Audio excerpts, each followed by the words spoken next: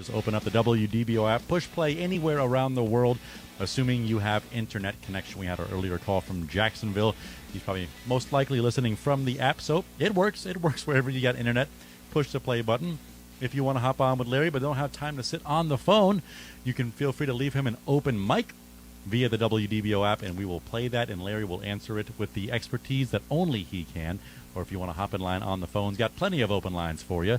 844-580-9326 is the number to call. 844-580-WDBO. Let's head to Kissimmee, where Dwight's calling in about his Ford Edge. Go ahead, Dwight. Hey, Larry, how are you doing today? We're doing great. Got a maintenance question for you again. All right.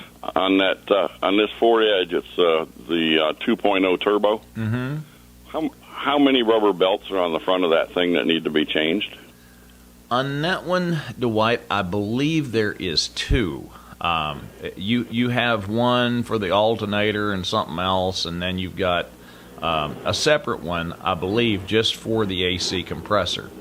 Now, if that vehicle had the V6 in it, I think there's only one belt. But on that one, I believe there is two.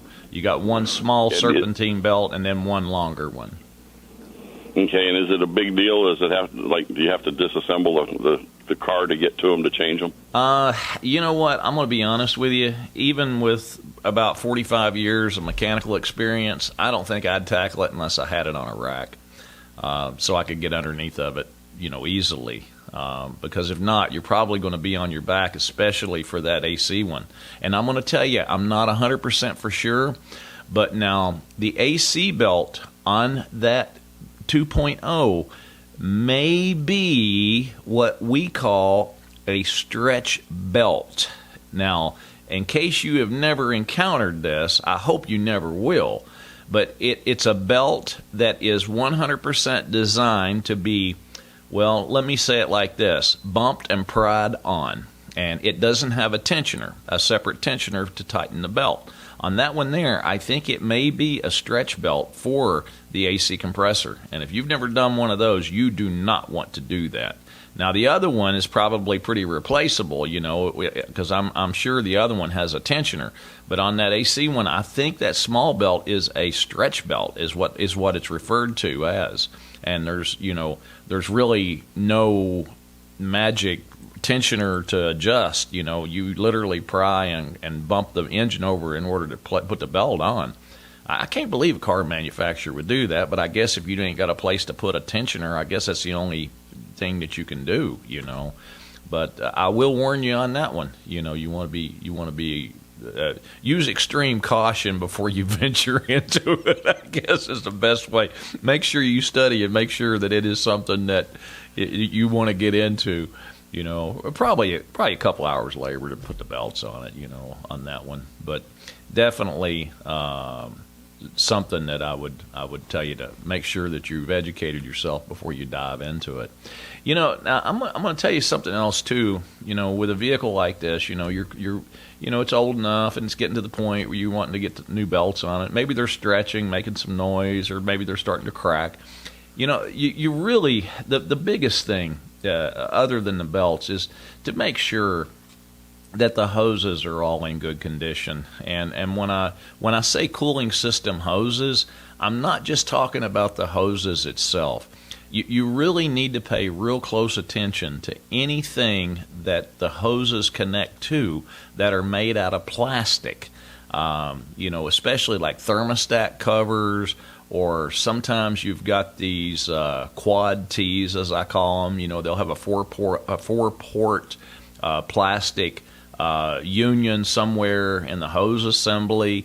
And all that plastic stuff on those cooling systems get old, brittle, and they just break, So I tell folks, if you're going to replace hoses on one, a lot of the hoses nowadays come as assemblies, especially for heater hoses, and even your lower radiator hose may have 4 hoses coming off of it, going to various parts of the engine and stuff. All those things, especially if they've got these plastic unions in it, where they've crimped them together from the factory when the hose was made, those are the things that gets people in trouble. It's not normally, a car coming in with a bad motor because it overheated because of a blown radiator hose. Usually the rubber will just about withstand the test of time, but it's where they union them together with all these plastic pieces. And, and now you're using plastic thermostat housings, plastic valve covers, plastic intakes. I'm like, goodness gracious. I mean, I understand using plastic for, interior parts and stuff like that. But when you start bolting plastic to something that's getting up to 220 degrees on a regular basis, it's just, you're going to have to pay a little bit of attention to it, especially as the vehicle ages. Because when somebody comes in, they've got an overheat condition, they've overheated it, warped the cylinder head, and got a big mess on their hands. It's not, like I said, it's not normally a rubber hose that failed, on a 10-year-old vehicle. It's usually the stinking plastic parts that they've got bolted to the engine that's incorporated into the cooling system. So, those are the types of things that I try to bring people's attention to. Those are the things that'll get you in trouble. So when you venture into the belt issue, don't forget to inspect those hoses and make sure all those cooling system components that are made out of plastic, somebody gives them a double look. They're not real expensive compared to engine replacements, so kind of keep that in mind. Dwight, thank you so much for your call, and you have a wonderful weekend, buddy.